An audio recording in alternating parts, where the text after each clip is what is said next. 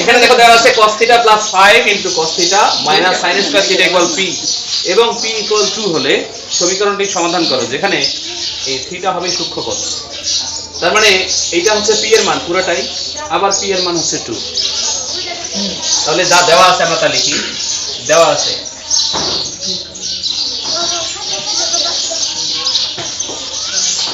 cos θ plus 5 into cos θ minus sin square θ equal p, তাই না? তো প্রশ্নে কি বলছে? p equal 2 হলে বলছে না? যদি p equal 2 হয় তাহলে cos θ plus 5 into cos θ minus sin square θ equal 2 হবে। কারণ এই যে p এর জায়গায় p এর মান 2 বসাইলাম, ঠিক আছে? এই জায়গায় দেখো তো এই cos θ কে এটার সাথে গুণ অবস্থায় না, তাহলে গুণ করে দাও cos θ এবং cos θ গুণ করলে কি হবে? cos square θ। তারপরে কি আছে? 5 দিয়ে cos θ গুণ করো কি হবে? 5 cos θ minus sin square θ equal 2, তাই না? এখানে কয় ধরনের ত্রিকোণমিতিক অনুপাত আছে? দুই ধরনের। কি কি আছে? sin এবং cos। হয় cos এর sin বানাইতে হবে, না হলে sin এর cos বানাইতে হবে। তাহলে দেখো এই cos এর sin বানাইতে পারলেও এই cos এর sin বানানো যাবে না, কারণ এর উপরে স্কয়ার নাই। তাহলে এই sin রে আমরা cos বানাবো। তাহলে এই যে cos স্কয়ার θ এটা থাকলো প্লাস 5 cos θ এটা থাকলো মাইনাস, এখানে আমরা জানি যে sin স্কয়ারের পরিবর্তে আমরা লিখব 1 মাইনাস cos স্কয়ার θ ইকুয়াল 2। এটা কোথা থেকে পাইলাম? সূত্র থেকে। কোন সূত্র থেকে? sin square θ plus cos। আমরা এই যে এই সূত্রটা জানি যে sin square θ plus cos square θ equal 1, তাই না? তাহলে এখান থেকে আমরা যদি sin স্কয়ার θ এই পাশে রাখি, cos স্কয়ার θ কে যদি ওই পাশে নিয়ে যাই, তাহলে cos স্কয়ার θ এর সামনে প্লাস ছিল, ওটা হবে মাইনাস। এইজন্য দেখো sin স্কয়ার θ সমান 1 মাইনাস cos স্কয়ার θ।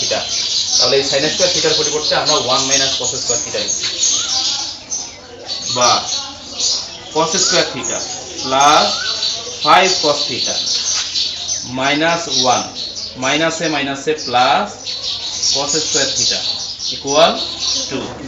এবার cos স্কয়ার θ কয়টা আছে? দুইটার সামনে কি প্লাস চিহ্ন, তাহলে 2 cos square θ plus 5 cos θ minus 1, 2 রে এই পাশে নিয়ে আসো, 2 এর সামনে প্লাস ছিল মাইনাস হবে, হবে কি না? 2 cos square θ plus 5 cos θ minus 1 আর মাইনাস 2 মিলে কি হয়? মাইনাস 3। এখানে কয়টা পদ আছে? তিনটা পদ। তাহলে নিঃসন্দেহে আমরা মিলটার্ম করব, তাই না? তাহলে এই 3 দিয়ে এই যে প্রথমে যে 2 আছে এটাকে গুণ করব। 3 দিয়ে 2 কে গুণ করলে কত হয়? 6 হয়। 6 কে ভাঙাবো। আমরা তো জানি যে 6 কে 6 না হলে 3 দুগুণ 6 হয়। 6 কে 6 না হলে 3 দুগুণ 6 হবে। তাহলে আমরা পাইলাম 3 দুগুণ 6, তাই না? তাহলে প্রথমে আমাদের আছে হলো 2 cos স্কয়ার θ, যেহেতু আমাদের বানাইতে হবে 5। কি বানাইতে হবে? 5। এই দেখো এইখানে আসলো 2 cos θ প্লাস 3 cos θ মাইনাস 3, তাই না? এখানে যখন কমন নিবা 2 কমন যাবে, cos কমন যাবে না, 2 কমন নিবা, cos কমন নিবা, ঠিক আছে? এখানে cos θ প্লাস 1 হবে আর এখানে cos θ মাইনাস 1 হবে। কি হবে? মাইনাস cos θ প্লাস 1 হবে কমন নিলে, আর এখানে cos θ মাইনাস 1 হবে। তো যে আমরা জানি যে ব্র্যাকেটের ভিতরে যে দুইটা অংশ থাকে সেটার মিল থাকতে হবে, তাই না? যদি মিল না থাকে তাহলে তো হবে না। তাহলে আমরা এই 3 আর 2 গুণ করে কত পাইলাম? 6। তাহলে 3 দুগুণ 6, এটা যদি না হয় 3 আর 2 যোগ করলে কিন্তু 5 হয়, হইছে না আমাদের? তাহলে এটা করে দেখলাম যে এটা আসলে হচ্ছে না। যদি এটা না হয় তাহলে কি করতে হবে? 6 কে 6 কি করতে হবে? 6 কে 6। তাহলে 6 থেকে যদি আমরা একবার দেই তাহলে কি হবে? 5 হবে। তো আমরা লিখব, দেখো আমাদের প্রথম পদ ছিল 2 cos স্কয়ার θ প্লাস আমরা ওই দুইটা পদ বিশ্লেষণ করে পাইলাম 6 cos θ মাইনাস, এখান থেকে একটা cos θ বাদ দাও, এরপরে আছে হলো মাইনাস 3 ইকুয়াল 0। এই দুইটা পদ থেকে আমরা কি কমন নিতে পারি? 2 কমন নিতে পারি, আবার cos θ কমন নিতে পারি না? কথা বলো না। তাহলে এখানে থাকে হলো cos θ, এই প্লাস এর প্লাস 2 দিয়ে আমরা যদি 6 কে ভাগ করি তাহলে কত হবে? 2 হবে না? cos θ কিন্তু এখানে কমন গেছে, এরপরে দেখো এই দুটো পদের মধ্যে কোনো মিল নাই, আমরা কি কমন নিব? 1 কমন নিব। তাহলে cos থিটা মাইনাসে মাইনাসে প্লাস এই 3 ইকুয়াল 0। এখন কি মিলছে এই দুটো? এই দুটো থেকে একটা কমন নাও। তাহলে এখানে থাকতেছে হলো cos থিটা প্লাস 3, আর এখানে কি থাকে 2 cos থিটা মাইনাস 1 ইকুয়াল 0।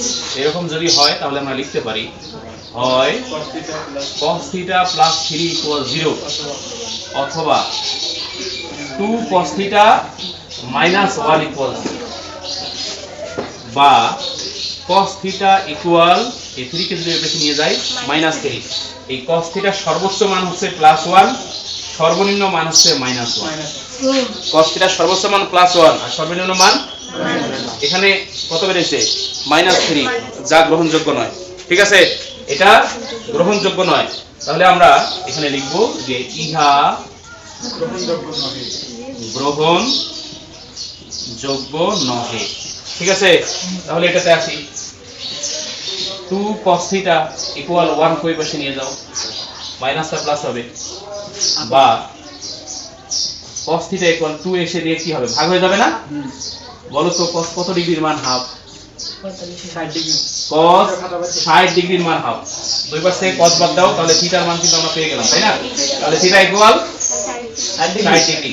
ঠিক আছে, তো আমাদের সমাধান করতে বলছে না, তার মানে কোণের মান বের করতে বলছে। ঠিক আছে, কোণ নির্ণয় করতে বলছে। এখানে উল্লেখ করে দিয়েছে থিটা হবে সূক্ষ্মকোণ। আমরা জানি সূক্ষ্মকোণের সংজ্ঞাটা হচ্ছে যে কোণের মান 90 ডিগ্রি অপেক্ষা ছোট, যে কোণের মান 90 ডিগ্রি অপেক্ষা ছোট কিন্তু 0 ডিগ্রি অপেক্ষা বড়। 0 ডিগ্রি অপেক্ষা বড়, 90 ডিগ্রি চেয়ে ছোট, এই কোণকে সূক্ষ্মকোণ বলে। তাহলে সেই হিসেবে ঠিক আছে, তাহলে আমরা লিখতে পারি যেহেতু সমাধান নির্ণয় করতে বলছে, আমরা লিখতে পারি যে নির্ণয়ের সমাধান থিটা ইকুয়াল 60 ডিগ্রি। এটা হচ্ছে आंसर। বোঝা গেছে তো? হ্যাঁ, ঠিক আছে।